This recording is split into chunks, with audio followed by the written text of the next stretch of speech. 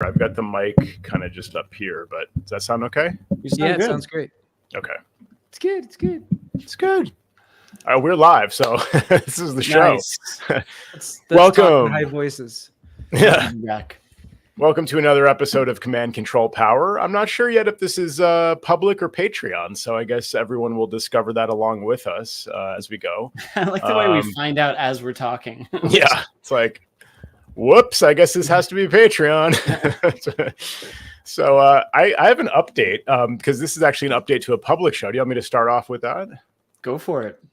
So you guys remember the elevator phone line issue, right? Yeah, of course. How can we forget?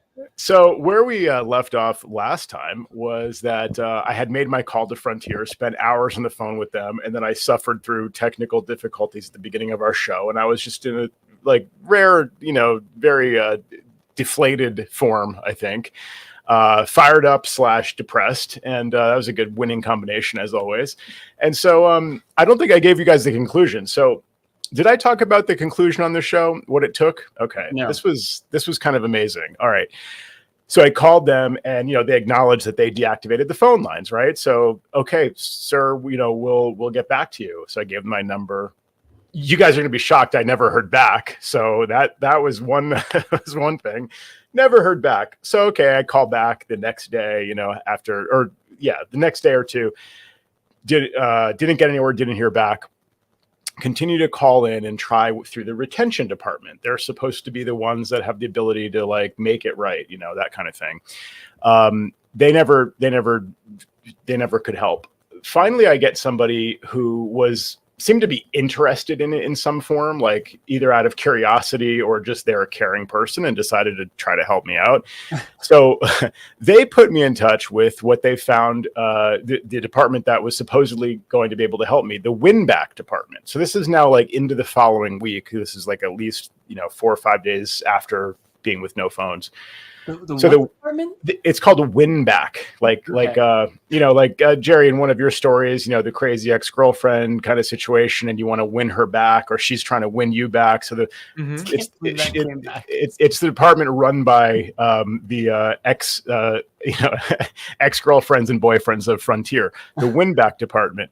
So not the retention department, but the win back department. So now you're even farther removed, in the future, it's going to be trying to, bring you back from the dead, the seance department or something. I don't know.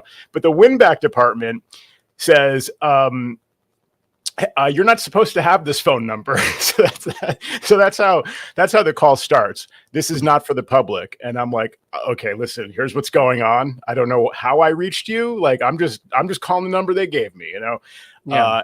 And he goes, well, you're in luck, actually, because I used to work in the department that deals with this kind of situation, and I know how to do it. I'm like, today's my lucky day.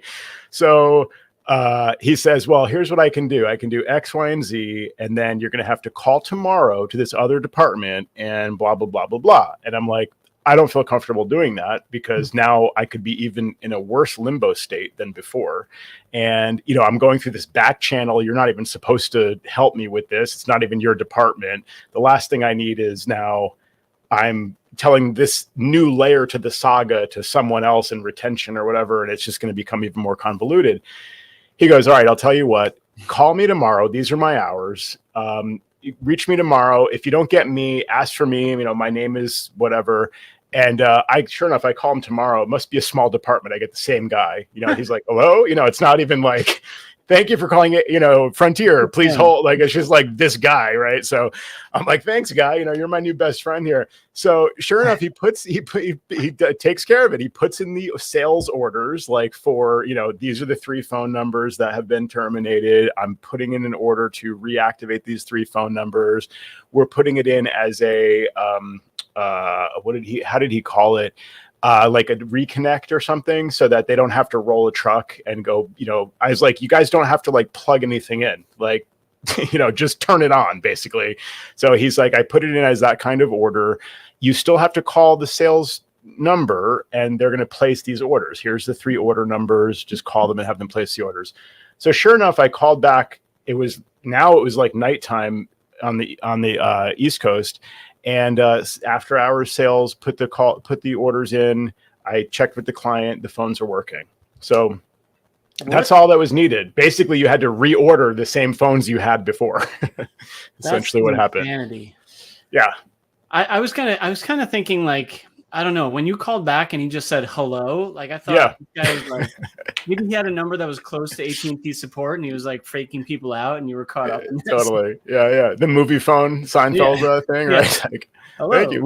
We've used that reference before, right? Yeah. Sure. It's all about Seinfeld on this show. I know. Okay, so then fast forward a week later, right? Client calls me in a panic. She says, Optimum is here. and now the Wi-Fi doesn't work. I'm like, I mute the phone and I'm like, bleep, bleep, all the like symbols are flying out of my my mouth and the smoke is coming out of my ears. Unmute. And I'm like, WTF, can you call us when one of these clowns, vendors calls you and tells you they want to like do something at all? Like, just call me about it, Yeah. Exactly. It's funny to me because people will call about like the most mundane stuff. Like, is this real? And it totally doesn't look real, right? They'll call you and they'll ask you about this, but they don't call when, some vendor is like, I'm going to come in and rewire your whole thing. It's like, they don't think to call us until it's all messed up. Right. So I'm like, can you just please call us when this happens, like in advance? Like, they're going to come on this day and they said they're going to do X, Y, and Z. Like, let me see if that makes sense, right? But now of course the modem, like the internet's down and he's there. Luckily he's still there. And I said, okay, there's a UniFi system. Can you put the modem router in bridge mode? So he says, I already tried that. I'll try it again. So he tries it again. Still, UniFi router still not working. I said, let's try power cycling it. He says, I already tried that. I said, with UniFi, you've got to try unplugging it for 2 minutes. That's my famous recipe. Leave it unplugged for 2 minutes before you plug it back in. So he does that. Still doesn't work, but it does get a full reboot and it says, no internet detected, right? Mm-hmm. So he then does some magic on his side, which is he unplugs it from that LAN port and plugs it into a different LAN port on the modem router. That worked. So for whatever reason, LAN 1 or whatever he used doesn't work. LAN 2, no problem. Okay, so now I learned a little something that might work in the future as well. So that restores it. We've got a public IP, sure enough. And so the Optimum guy complains, I don't know why these phone salespeople, send us to these homes where they have their own network. It always causes trouble. It just makes more problems than it's worth, blah, blah, blah. I said, I'm in total agreement. I wish I could help with this. I said, I'm asking him now, do you have any modem recommendations? Because every time I get an Optimum guy, I'm like, tell me which modem I'm supposed to use, because your site has a modem that's old, that's not in stock most of the time. And, then you call the phone people. Yeah, Jerry has. He buys them all and keeps them in a basement. What did that mean, people who have their own network? Was he talking about the UniFi equipment? And why did you agree with him at that point? Like, I know what you mean, those guys with the UniFi stuff. Not UniFi specifically, but I think he meant like more sophisticated. There's a lot of homes where it's like a modem router in the corner and it covers the whole apartment or home or whatever it is, or they even sell their little mesh things now. I think you can add them on. Why, and all. Yeah. I'm not calling you on the carpet here, Joe. I'm just wondering why you agreed with him. Well, it's because I'd rather that they install a standalone modem, not a modem router, because if you have your own router, and with some networks, like, who cares, right? Double NAT with the Netgear thing, that's probably, half working anyway. I don't really care. But if we have a finely tuned, like, UniFi system, like you said, or even an Eero or something, I want that to be the router. I don't want to use their janky router. And so, and then the other complaint was, he says, you can put them in bridge mode, but sometimes they go out of bridge mode if there's an update. I said, yeah, I've seen that too. Like, he's basically validating all the problems we have with this scenario, Yeah. So, but anyway, he's kind of like, let me get the F out of here now. Like, he didn't want to be interviewed about which is his favorite modem. Apparently, he's like, the thing's working, I'm leaving now. He didn't say that, but I'm like getting that impression. So I got no useful info, but we call the client. We say, okay, it's all set. The guy, whatever, it's back to working. But by the way, we don't recommend this modem router situation. And we kind of explained, in an unsophisticated way why that is. And we said, we're going to recommend a standalone modem. We're working on finding a proper one that we. So now, Optimum says if you don't have their phone service, you can get any DOCSIS 3.1 modem, and that should work. So that's what we're going to try to do. So we have that on order now. The next day, so we ordered the modem. The next day, no internet. So Tim goes on site. He power cycles only the modem router, and it brings back the connection. So again, totally validates all the problems I have with Optimum. Like, why do they do this? Why do they make a good thing that's working fine, standalone modem, whatever? They make it worse, drives me crazy. So this is the same client as the Frontier phone issue. So I'm like, surely the lesson here, like, it has to be learned by now. We'll go back, we'll put in our recommended modem, and hopefully she'll be stable again. So a few more days go by, and the phones are down again. So I'm just like, Tim, can you call them? Because I can't. Like, I'm not getting involved. Like, maybe you'll have better luck. I can't. I spend a week of 2-hour-long phone calls, trying to get satisfaction here. Did you give him that guy's personal number? No, because it's not the same issue. So Tim calls and he finds that it's not an account issue. There's no lines removed from the account. It's not that. It's an issue that several other people have called in about, apparently, according to who Tim talked to. But the service manager has not yet acknowledged like an outage or something like that. So this is where it stands as of yesterday. Phones are still out today, and now they have a Frontier rep coming tomorrow. So let them figure it out at this point. I can't even. Like, this client must be up a wall. I mean, I know some of it, she called you after Optimum came by and all that stuff, but right. I can't. That is a nightmare. Well, it could Total nightmare. It could be the area that she lives in. So if she's by the shoreline, in a little cove or inlet in one of these swankier areas, is that the case, Joe? She's Something in sort of that. like a what would you call it? The geologically impacted area from weather. Yeah, I mean, there's some of that for sure. And I could go on about 2 other networks that have had significant interruptions from just storms. So you're right on the money with like storm action and stuff. And but I mean, in the first case, obviously it was just they turned off the phone lines. Like, so that, the modem issue could have been storm related overnight. I don't know why it was like offline the next day. And then, the new phone issue. Yeah, I don't know. Could be equipment in the house. I have no idea. Given the changes on the account recently, I'm obviously thinking it could be related to that too. So I don't know. I just can't. I know. Tell me about it. Environmental impact. That's the phraseology I was looking for, because we have clients that are in heavily wooded areas, and they're the ones that generally have problems with outages, just due to tree branches or, I mean, you're going to laugh, but squirrels, moisture in these lines, longer runs. Squirrels, I know. It's great. Longer runs from the street to the house. Yeah. Right. In the residential setting. I mean, all that's perfectly valid, but all of this in a span of such a short time for a client is just insanity. No, it makes me, again, like my conclusion last time when I was just all fired up, I'm just like, I think it would be easier to just walk away. Just, light a match, throw it over my shoulder and walk out, the building. Like, just like, I don't know what to do about this stuff. And it's disheartening. You know what I mean? It's dispiriting. Yeah.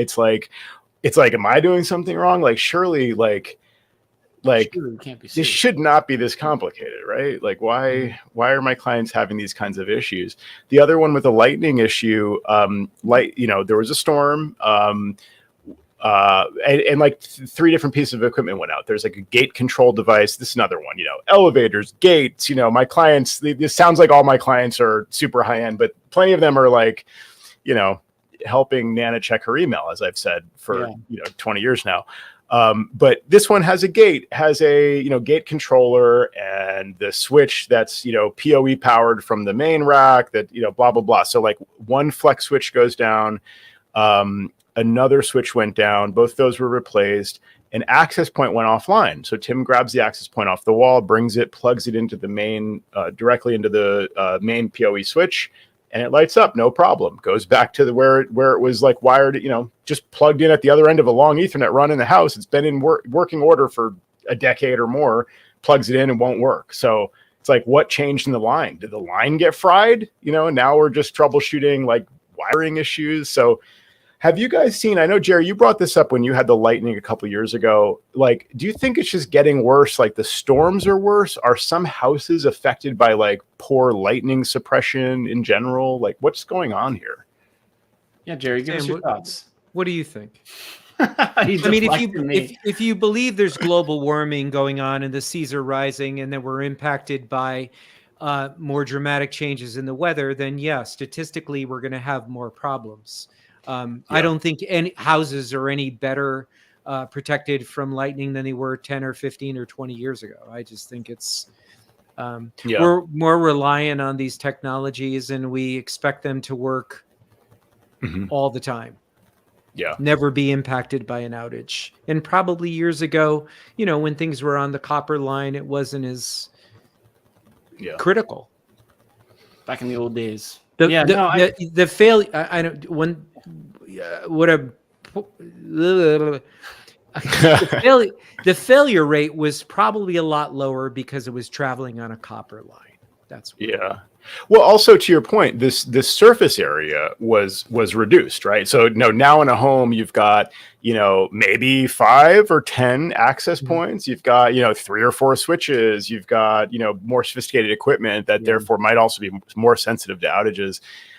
So yeah, whereas in the past it was like a phone mounted on the wall, you know, and they're probably like, you know, a little more resilient to, you know, a little more robust, like in terms of a signal coming in from outside. Now it's like a lot of sensitive equipment and there's more of it. So if now, you know, there's 15 pieces of equipment in a home, whereas there used to be 3, like if, you know, statistically, maybe more things are going to fail.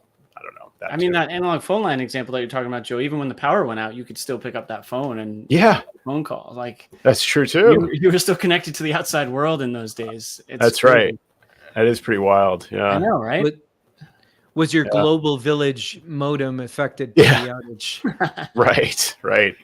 Right. And you know, I like the idea of a bulletproof system, as some of my clients have asked for. And some of this stuff, you know, speaking of a modem, you could lose the modem. Well, you might have cellular backup. That's nice and easy if they have cell coverage, but in some cases that's a big if.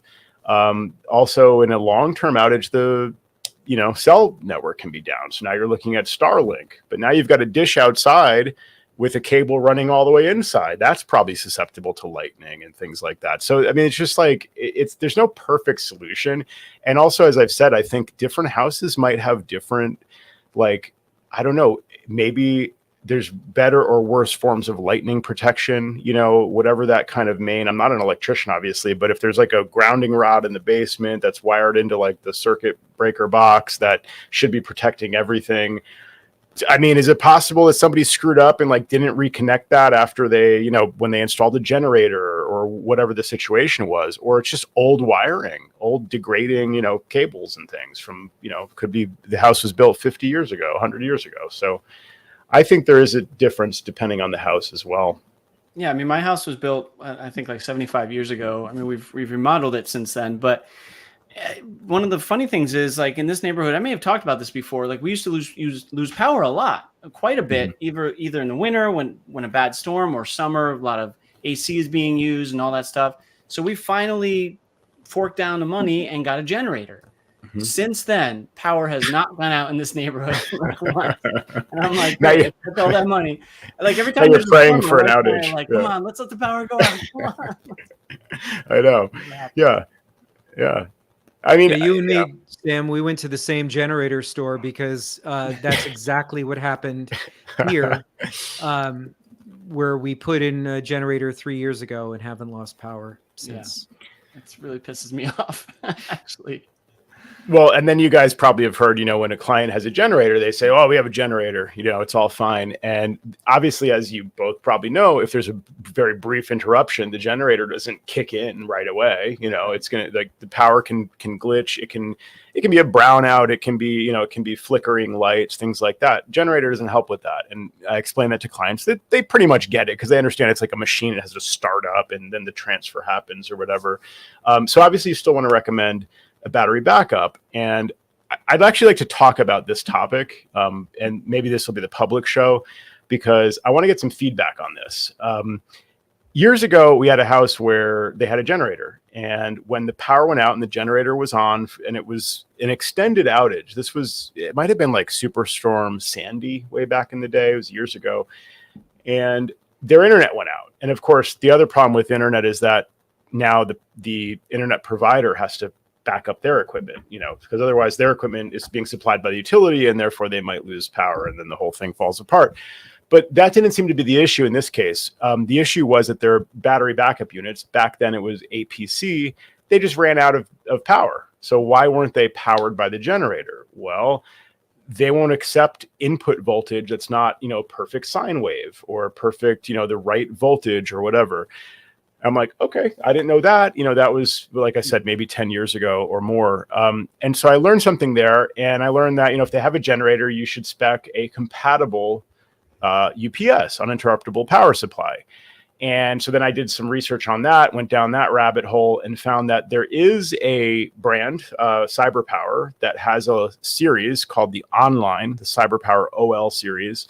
Online means it's always running from the battery. So there's like no switchover. In most UPS situations, it detects the power is not on, and it then flips a switch, and then now you're being powered by the battery. So the inverter inside the unit kicks on and starts providing AC power from the battery. But that might take 30 milliseconds or 100 milliseconds or whatever. And so that might be too long of a gap. Or, it might mean that there's a difference between the utility power and the generator, or the battery backup power. And maybe equipment doesn't like that. So anyway, some of them have this online feature where they'll run from battery.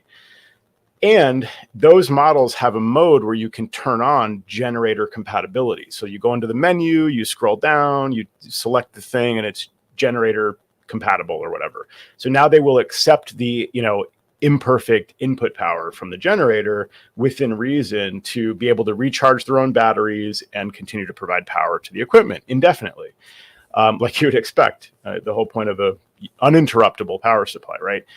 So, that's fine. That's great. That works. But those units are incredibly loud because they have this tiny little fan. It's like a 2-inch fan or something like that, trying to pull air through this unit to exhaust the hot air from the other end, because they're always running from battery. So they're what's called a double conversion UPS. They take the AC input power, they charge the DC battery, they take the DC battery, turn it back to AC. So that's the double conversion part. And because they're running basically like a charger and an inverter, they just generate a lot of heat. So they have to constantly run the fan to keep them cool. Well, the fan is insanely loud. Like I said, it's like this very high pitched, like whining. You can't put it in somebody's house. Maybe in the basement if there's like sufficient insulation, basically, and they don't use the space. Otherwise, it's incredibly annoying and noticeable. So now we're looking in a new direction. Well, what do we do for generator compatibility in a home where they might, need to locate it in a closet or in like, living room AV cabinet or something like that? So I couldn't find anything for years. And I asked people what they do. Some people have tutorials online to replace that fan with a quieter fan. And you have to take it out, solder it, clip some things to make more space. It's a nightmare. Yeah, I'm not doing that in a UPS. I'm just not, and then putting it in somebody's house. No, thank you. But what do you do then for generator compatibility? So what I've been using, so first of all, there's two options that I've identified. One is the UniFi Mission Critical switch that I've mentioned before. I've talked to you guys about. Yeah, you did. It's a switch. It's a PoE switch, but it has a 368 watt hour lithium battery inside it. And so it can power itself when there's a power outage. It can keep powering itself. And in addition to providing uninterrupted PoE power, it also has, I think it has two AC outlets built in. So that's meant to power like a modem and a router, let's say your Unified Dream Machine SE or whatever it is, and your ISP modem. So we set that up at this client that's having these power issues, right? So we plug it in, we get it all set up, brand new network, all new UniFi equipment, and then there's a storm and the network goes down. First problem is that the generator reports to the client, who relayed it to us, that the generator is on. So the home should be powered by generator power. But the network is still up now at this point. The mission critical switch says power's out. We're not getting any input power. Mm. So now I'm like, okay, are these outlets connected to the generator? That's one possible, we have to go back and confirm that now. Number two, does the generator provide the right kind of power that the mission critical switch will accept for input, going back to that original UPS issue that I've been dealing with for all these years. So that's still a mystery to be solved. In the meantime, for my own system, I've been testing some different options as well, because I live in Colorado. We sometimes have wildfires, and also when it's particularly hot and windy, that's when we might have a wildfire. And what can cause a wildfire is the power lines, especially if a tree falls and knocks the line down, and then it sparks and it creates a wildfire. So we've had the utility cut off power proactively in these situations a couple times this year already. And so one of them was like almost a full day. I think it was like 18 hours or something like that. Really? And my UPS that I had, it was the Trip Lite, 1500 VA UPS unit, little desktop stand, floor standing thing. Provided about, I think it estimated an hour and a half, 2 hours, and it lasted all of an hour and 15 minutes or something like that. So those little guys, I'm talking about powering a modem, a router, a camera. I think I powered down my Synology. So it's very little equipment. It's not very much stuff. My Mac, that's it. So that wasn't going to be a solution if I'm going to have these extended outages, right? So I've been looking into what they call a power station. So these are meant to be used when you're camping, that kind of thing. You plug them into a portable solar panel, and it keeps it charged up, or it recharges it, and it has AC outlets, USB-C, and DC cigarette lighter type adapters. So those things have lithium ion batteries inside, or actually, I'm sorry, lithium iron phosphate is the new standard. LiFePO, it looks like LiFe P8, I don't know, whatever. Lithium iron phosphate, which is a battery technology that lasts a lot longer, should last 10 years supposedly, and it can recharge and discharge many, many, many times, I think over 10,000 times, something like that. And more importantly, they store more power in a smaller space. So this little battery backup unit that I've been using, the River 2, so the EcoFlow River 2, has 500 watt hours of power, and the runtime is 6 hours. So even that little unit gives me usable time, so I can actually get a bunch of work done, maybe shut the whole thing down if the power, if I don't need it overnight, turn it on the next morning, that kind of thing. That's legitimate. I can just run off of that. They have much bigger units that you can install in your home, and they can actually be recharged by your solar panels on the roof. The Tesla Powerwall, right, is a kind of well-known version of this, but there's kind of cheaper ones that seem better to me. The EcoFlow is a great brand, really good app that you can control. You can turn on and off the different outlets. You can see the status, the runtime, that kind of thing.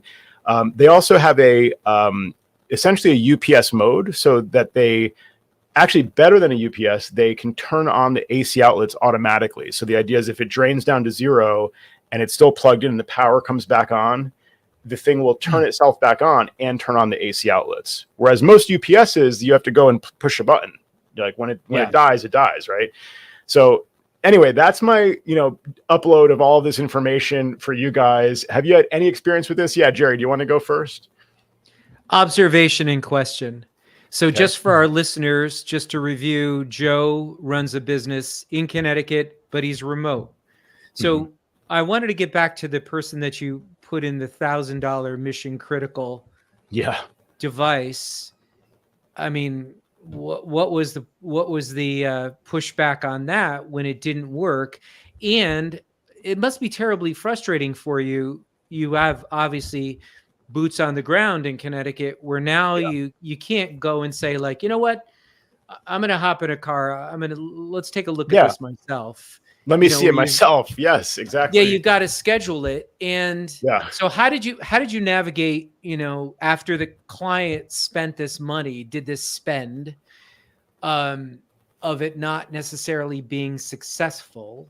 And I understand, like, and you went out on a limb because now you're saying, well, even if the outlets were connected to the generator, maybe the mission critical switch can't understand the generator power that it's putting out to sort of realize that it's charging again. So just tell us a little bit about that. And I think, with that power unit that you're running now for this UPS, I mean, you should reach out to some of these companies and, tell them who you are, and, you have a podcast, and maybe you could get, some sort of an accommodation price or something. Is that your move, Jerry?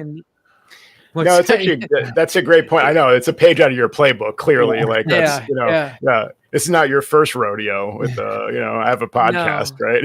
But I haven't played that card in a while. You got to play the card. I'm just rolling in the dough here. Nice. But yeah, tell us that first, Joe. Beyond the frustration level, like, how did you deal with that client? Oh man, yeah. Well, you totally hit on something, Jerry. It's very frustrating. I'm, 2 time zones and 2,000 miles or whatever away, and I get like an alert in my email that the network is down, or that it's running on battery power, or whatever the situation is. At least I find out, which is great. I get these alerts now, so that's great. But there's only so much I can do, and also it might be after hours, right? So Tim's off, officially, and so a lot of times I'm troubleshooting it myself from afar, and I'm looking at different screens in the UniFi portal. I had to piece together this timeline because the client was like somewhere in Europe. I was in Mountain Time in Colorado. The home network for the client is in Eastern Time in Connecticut. And then there's one other time zone in the mix. So I'm literally translating between like the time, GMT +2 or something, like somewhere in Europe, like the email being reported that this client is forwarding to me that came from the generator that's showing the timestamp of her in Europe. It's like all these different things. So I'm just doing a deep dive, and I'm incredibly frustrated as I'm going through this with like why doesn't this network just work? Like, to your point, she spent all this money on this new equipment. It's right in the name. It's a mission critical switch. Okay. like, uninterruptible power supply, mission critical switch. It's like guaranteed not to fail. They might as well just say that. Like, they're bulletproof. They could say that, and it's like it doesn't. None of these terms matter because the network just went down at the first sign of a threat of storm, basically. And so, ironically, I think UniFi equipment's pretty sensitive. Like, I don't think it's really expecting any kind of surge to come through. And now, when this thing is essentially your UPS. Now, it was plugged into a surge strip. This, Jerry, I showed you this one. It's the Furman or something like that, or whatever. It's like known in the AV world to like clean your power, and whatever. And I don't know if it's actually doing anything more than a regular surge protection strip does. It seems to me that these things don't really do much of anything in practice. In the problematic networks that I've seen, like, the UPS itself, which has surge protection built in, or this standalone surge protector with the mission critical switch, haven't insulated the equipment from problems. So that's another whole, thread we could go down, is like, what do we do in that case? So I'm trying to figure out, like, the mission, quote unquote, mission critical switch, lost power, the generator comes on, doesn't see, mission critical switch doesn't see the power. I'm trying to at least piece together a timeline, then advising the client, like, here's what we're going to recommend. Yeah, go ahead, Jerry. Is the Furman switch have a switch on it? It does. Yeah, have a power switch on it. Yep. Yeah. Another so question? that may be the problem there. What do you mean? Like, like it got switched off or something, like it blew. No, I just think it's another failure point in the chain. Yeah. So let's say the Furman switch, for whatever, didn't respond. Let's say the components in it are not as sensitive as the ones that are in the mission critical switch from UniFi. Yeah. So it didn't sense it in milliseconds as quickly as it needed to, and it just shut off because there was a lag. So I would take that out of the loop, at least for testing purposes. So I'll do you one better. There's actually 2 mission critical switches. The reason is she's got a number of access points, a number of switches downstream. I want this client. Don't you want this client, Sam? And you could just do a $2,000 spend plus installation, and you're not getting much complaints here. Joe seems happy. He's got his money. Oh, I'm not happy about this because it's like we get paid and then it just doesn't work, and then I'm like, now it's my responsibility. Well, take that Furman garbage out of there. Yeah. Well, all right. I'll give you more info. The Furman wasn't even in there in the first place because originally we planned to do the Unify smart power thing, right? Where you can control the different power outlets and all that, and it's got a whole bank of it's like for supplying rack power. Yep. So anyway, that was going to be like the first thing in the chain. But then we realized later, like we need to put in a separate surge protection. Dedicated surge strip, right? So we have the surge strip in place now. But before we had that in place, the switches lost power during a storm. Put the Furman in place, and they not only lost power, but like one of them just went off. So not only was it not mission critical, it just was the first thing to die, basically. So it dies. To revive it, we had to unplug it from power for 2 minutes. That's my standard Unify recipe. Plug it back in. Comes back. We may have mentioned this on the show, but we all know why, right? Oh, capacitor discharge inside, or exactly. Yeah. Okay. This is on the test. Yeah, exactly. So and by the way, I've talked to electrical engineers who are friends, and they say, it's possible to design these things where that's not needed, right? Same problem with Starlink. The Starlink router, because I played around with the first generation or second of that. And we had the same issue. And this guy who's like a electrical engineer, has been doing this, immersed in this for a very long time. Tried to get the Starlink working, had trouble. And I said, did you unplug it for 2 minutes and then plug it back in? And he goes, I'll try that. So he went and did that, and that worked. So I'm like telling this guy, you should know, he's like, I unplugged it for like a few seconds and plugged it back in. Right. And he's like, God, these engineers, like, why do they design it like this, where it has this like phantom power problem or whatever, where it's not fully shut down, and so it doesn't fully boot up when you just plug it right back in. And Sam, this was at Burning Man, so Joe got free drugs for that, by the way. So it's like Unify. Am I right? For a decade. It was at Burning Man, right? It was at Burning Man. Yeah. Can't confirm the second part of that. All right. So why is this necessary? So fine, we go on site, unplug the thing for 2 minutes, plug it back in, it comes back up. Now we add the Furman thing to protect against surges. Okay, doesn't protect against. So thankfully, I guess there's another storm like 2 weeks later, and it went down again. Same kind of failure mode. That time they didn't lose power entirely, but it killed one of the switches again, but only one of the 2 mission critical switches. So hence why I'm not thinking it's the Furman power, surge strip thing. So you lost one of the brand new $1,000 switches? Now we did. Yeah. The first time this happened, this is a yes. I say this to my clients sometimes. This is a yes or no answer. Yes, we lost one of the switches. Yeah, and it's down now. Who paid for that? Our Unify is going to pay for it. They're RMAing the switch. It's on the. We're trying to cross ship a replacement or whatever, but either way, we'll get it. We'll get the replacement. So I don't know if that first storm did some internal damage, and then the next first sign of trouble, it just fell over. But yeah, a storm completely killed it despite the surge strip. Yes, Jerry. By the way, kids, for everybody who's listening, you buy direct from Unify. You pay the full freight, and you want to do an RMA. There's never a problem. That's right. So if someone like Jerry is selling them, you shouldn't buy from him. That's right. Yeah. Never buy from Jerry is what you're saying. Unifymac.com. No. Okay. So, so now we're waiting on the replacement of the switch. We have everything routed through the other one. The other mystery is that one of the access points, again, brand new access point, doesn't work in the room where it's supposed to be, works when you plug it into the switch directly, like with a short Ethernet cable. So is that a problem with the UniFi U7 Pro? Is that a problem with, I mean, Tim tested it. I have to imagine he tested different ports, Yeah. Jerry? Sam had an answer for that, right, Sam? Sam? Sam, you got to put your finger. Can you put your finger up and then I'll call on you? Okay, Sam. One of your colleagues, you reached out to him. Remember it on one of the ports, and you turned PoE off on the port, you turned it back on, and then your colleague. And what was the solution? I don't remember. That was just that was because the switch was connected from the Sonic wall. And periodically their internet would just go out. He just out of nowhere. And then we would like reboot one of them and it would come back and it would start working again. So we couldn't figure it out. We actually RMA'd the Sonic wall once because we thought it was the Sonic wall because we tried different ports on the switch.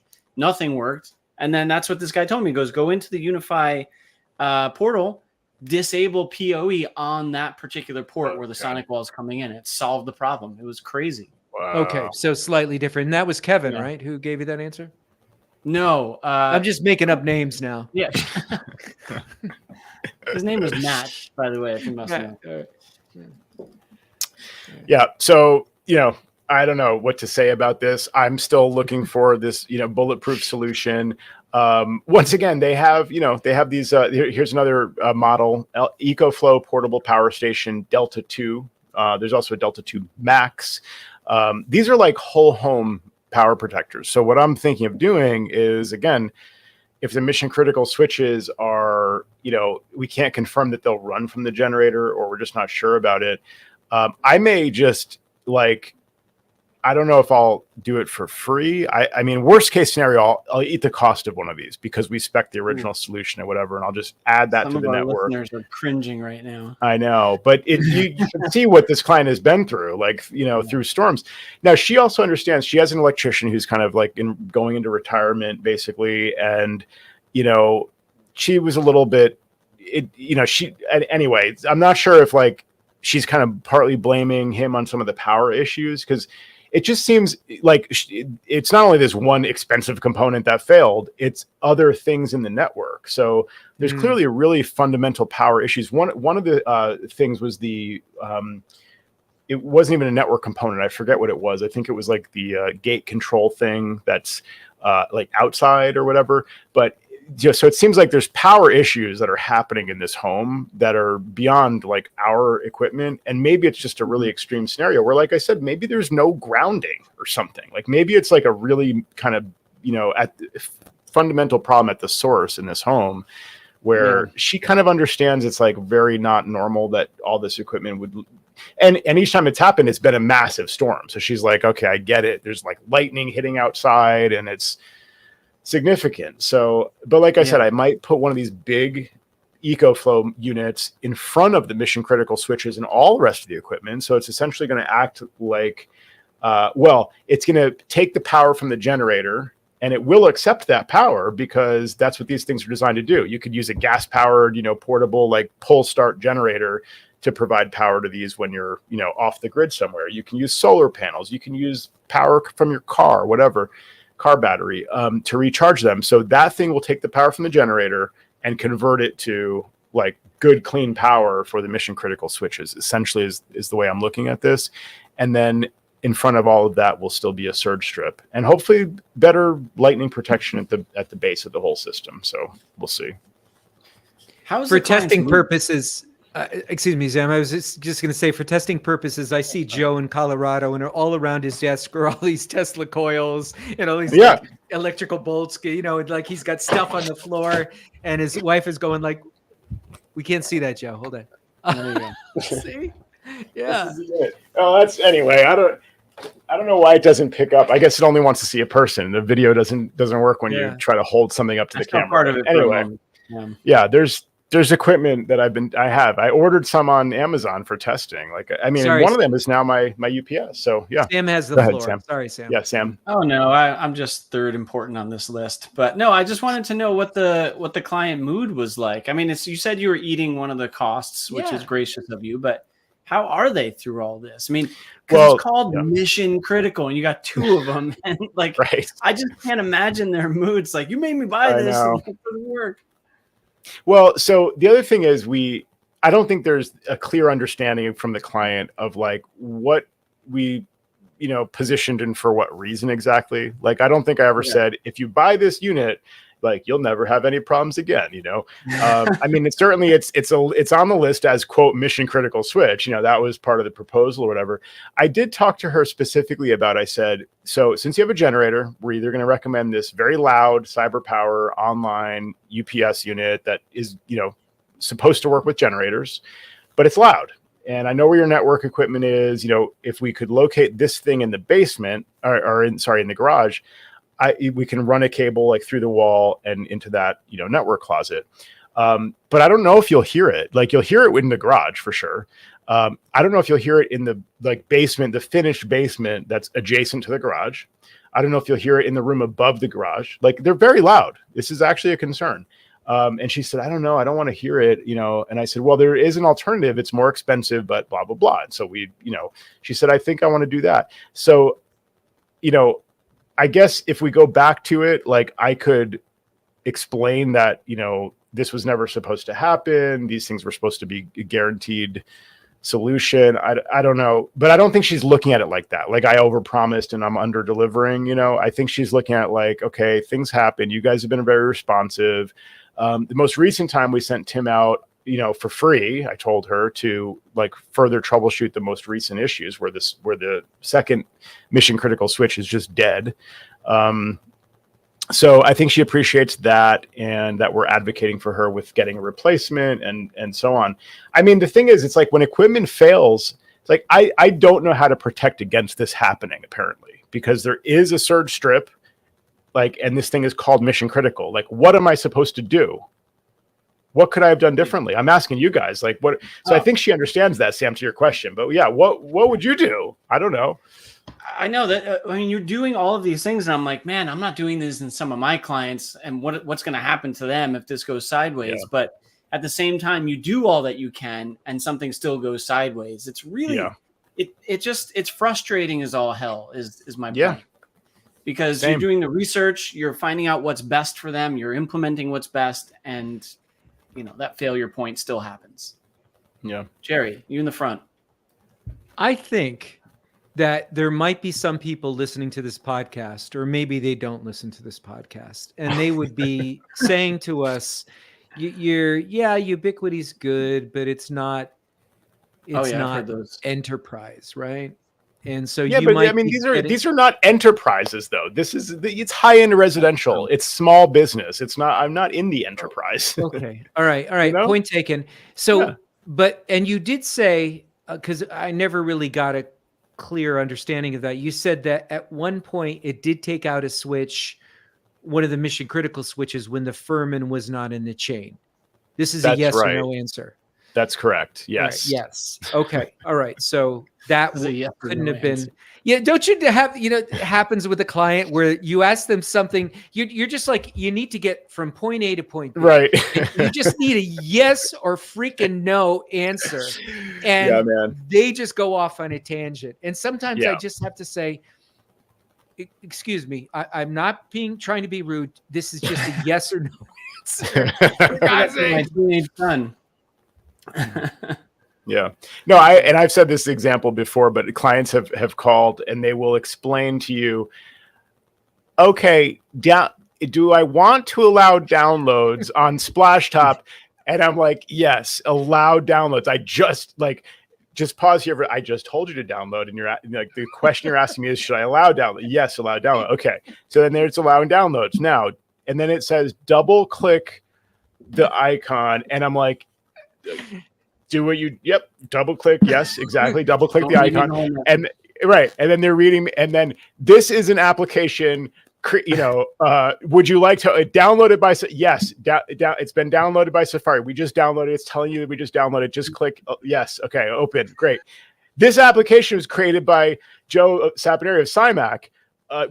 Do you trust this? Okay. Yep. And they're like, do I trust you? That's really funny. should I trust you? And I'm like, ha ha ha ha ha ha. Just Okay, get me yeah, into just the trust damn me. computer. I'm like, right. And then, okay, now we're there, right? It's open. I have a code. Okay, perfect. I'll need the code. It's 1, 2, 3, 4, 5, 6, 7, 8, 9. And I'm like, can you say that a little more slowly? Like, we just had a 5-minute unnecessary conversation, and now you're reading me this code so fast I can't even hear it. Like, Right. Right. Or you're, you've been down that road before, and so you go off and you do something else on your computer. You're responding to an email, you're texting Jerry back, and all of a sudden they get to the point, where they have the now code. I'm not ready. Yeah. And I have to say, like, hold on a minute, just wait a second. I'm not ready because you were taking so freaking long. Right. That I was doing other things. Yeah. Like for my own sanity, I was texting Jerry and Sam about like this. Yeah. It's just really, I know it's really funny. It's like we all deal with the same thing. Roy in the chat says Joe is giving me PTSD. Sorry, Roy. We all deal with it. But yeah, it's certainly very funny. And you're expecting a yes or no answer, and that's what you get sometimes is everything that's on screen. Well, let me tell you. You have to understand why I was going to this website. I'm like, no, I really don't. It's funny, man. I mean, to be continued with this, but I'm definitely very curious if anybody has had any experience with these EcoFlow power stations or using, these just the generic like lithium iron phosphate based portable power stations as a UPS. I will caveat this with saying it's not actually a power conditioner. Like what it does is it just passes the power through from the wall essentially. But it does then, when it's not getting power, it will flip over to, pretty quickly to the battery power in like 30 milliseconds. And I don't think it has not been a problem for me. But it makes me wonder if my plan for doing this, like, let me put this in place in front of the mission critical switches, those switches may not they still may not accept the power coming through this thing if it's not sufficiently, cleaning it or improving it or whatever it is. So I just need to test it, if that's even necessary. But I need, again, to your point earlier, Jerry, if I could be there myself, I'd go there. I would have the electrician on the phone. I would say I need to do a controlled test of the generator. I'm going to have a lamp plugged in. I'm going to see if the generator, if these outlets even get power from the generator. How long does it take to switch over? Like I'd figure this all out. And then secondarily, let me see if when we do a controlled test of the generator, can these things receive power, before we button this up and like walk away. So we probably should have done that in the beginning, but you know how these projects go. Sometimes they balloon into all different areas, and then you just don't have the same time and luxury of like, let me put it through all its possible paces while I'm here. And so this is the result of that, unfortunately. And then let's say you got somebody from Ubiquiti or one of those Tesla manufacturers that are making these power supplies for you.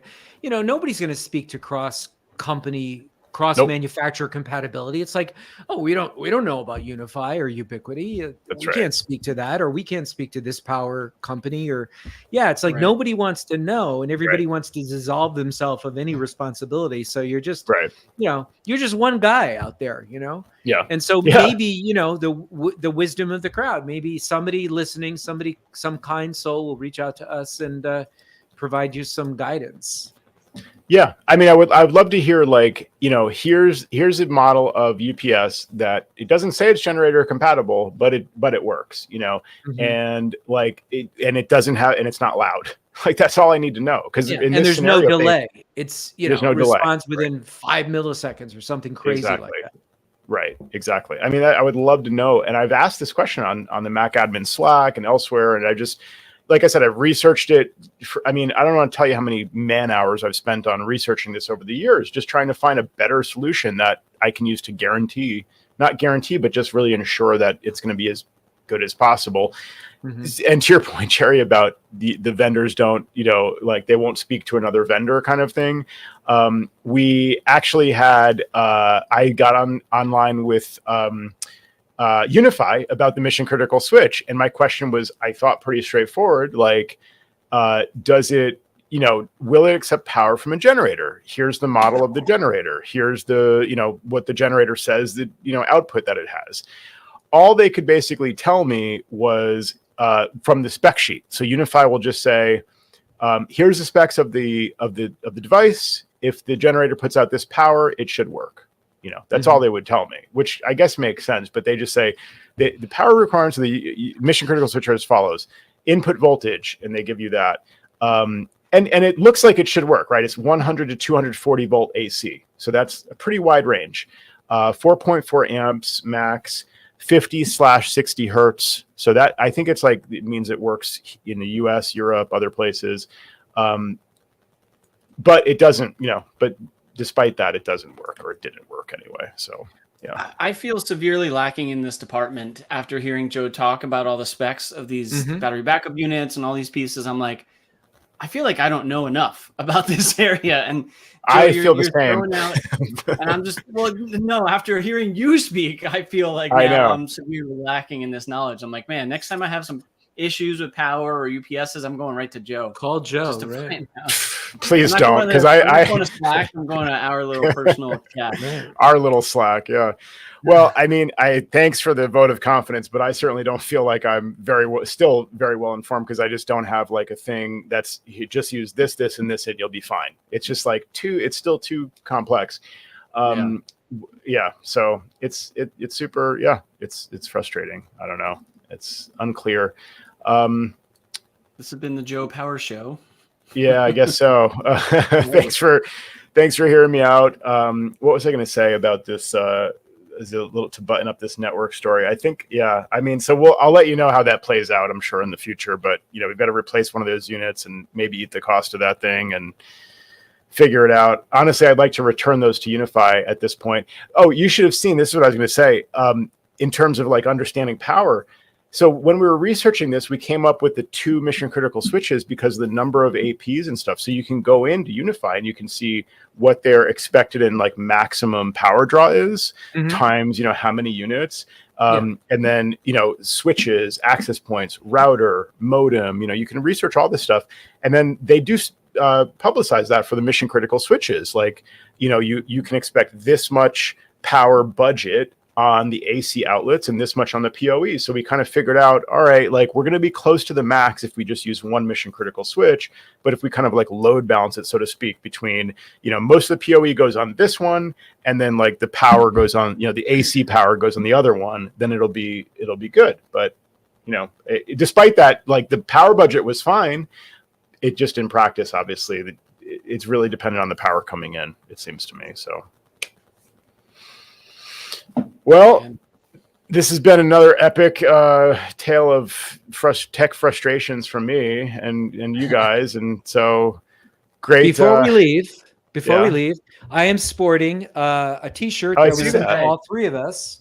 Joe, Richard maybe you can Wingfield. read the. That's right. Thanks to Richard Wingfield. I dream of a world where chickens can cross the road without. I can't see the rest. I forget without having. Yeah. Without having their motives questioned. No, yes. And our logo is in the back of the T-shirt. I don't know if you can see Command and Control Power logo. Yeah, our dear friend Richard Wingfield, longtime frequent guest and longtime supporter of the show. He was nice enough to send those to us. And a Life is Good T-shirt, not just your average Hanes brand, but just a very lovely gift. So thank him for that. Great. I noticed it at the top of the show. I was going to mention it, but I couldn't interrupt any of Joe's stories here. But funny thing about that is because I have an office by the window in my home office, and I look out the window the other day and I see my daughter walking outside with that shirt on. I'm like, hey, she stole my shirt, but she likes it. So I'm like, it's a testament to Richard there. So thank you, Richard. Totally. Yeah. Awesome.